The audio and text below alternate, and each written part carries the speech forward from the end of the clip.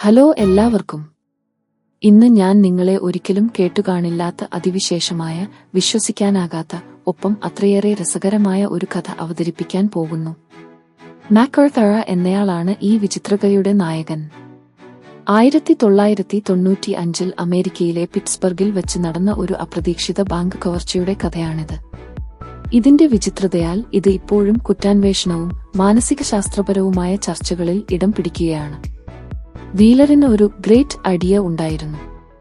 തന്റെ മുഖത്ത് lemon juice തേച്ചാൽ ക്യാമറകളിൽ താൻ അദൃശ്യമാകുമെന്നാണ് അദ്ദേഹത്തിന്റെ വിശ്വാസം. ലെമൺ ജ്യൂസ് അദൃശ്യ മഷി പോലെ പ്രവർത്തിക്കും എന്ന തെറ്റായ ധാരണയിലായിരുന്നു വീലർ. ഇത് പരീക്ഷിക്കാൻ വീലർ തന്റെ മുഖത്ത് ലെമൺ ജ്യൂസ് തേച്ച് ഒരു പോളോയിഡ് ഫോട്ടോ എടുത്തു. ഫോട്ടോയിൽ മുഖം കാണിച്ചില്ലെന്ന് വീലർ കരുതി. ഇതോടെ താൻ അദൃശ്യമാണെന്ന് ഉറപ്പിച്ച വീലർ ബാങ്ക് കവർച്ചയ്ക്ക് തിരിച്ചു. ഒന്നും തോന്നാതെ ലെമൺ ജ്യൂസ് മുഖത്ത് തേച്ച് വീലർ പിറ്റ്സ്ബർഗ് നഗരത്തിലെ 2 വ്യത്യസ്ത ബാങ്കുകൾ കവർന്നെടുത്തു. മുഖം മറയ്ക്കാനോ തൊപ്പിയോ മാസ്കോ ഒന്നും ധരിച്ചില്ല. അയാൾക്ക് വിശ്വാസം ക്യാമറയിൽ പിടിക്കപ്പെടില്ല എന്നായിരുന്നു. എന്നാൽ പ്രതീക്ഷിച്ചതിന് വിരുദ്ധമായി ക്യാമറകൾ അതിവിടുതിയോടെ അദ്ദേഹത്തെ ചിത്രീകരിച്ചു. കുറച്ചു സമയത്തിനുള്ളിൽ പോലീസ് വീലറിനെ പിടികൂടി.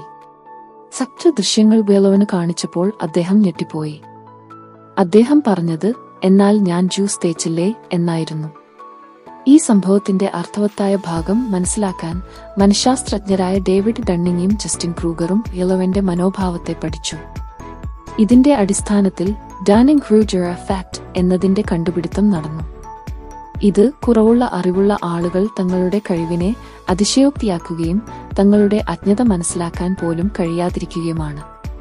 മാക്കർത്തർ കഥ ഇപ്പോഴും മനുഷ്യന്റെ അജ്ഞതയും അതിശയോക്തിയുമുള്ള ആത്മവിശ്വാസത്തിന്റെ മികച്ച ഉദാഹരണമായി പഠിക്കപ്പെടുന്നു. അതിനാൽ അടുത്ത തവണ നിങ്ങൾ ഒരു വിചിത്രമായ തീരുമാനമെടുക്കാൻ പോകുമ്പോൾ ഒന്നുകിൽ വസ്തുതകൾ പരിശോധിക്കാനും നിങ്ങളുടെ അറിവിന്റെ പരിമിതികൾ മനസ്സിലാക്കാനും മറക്കരുത്. ഒപ്പം ബാങ്ക് കവർച്ചയ്ക്ക് പോകുമ്പോൾ ലെമൺ ജ്യൂസ് ഉപയോഗിക്കാൻ വേണ്ടതില്ല.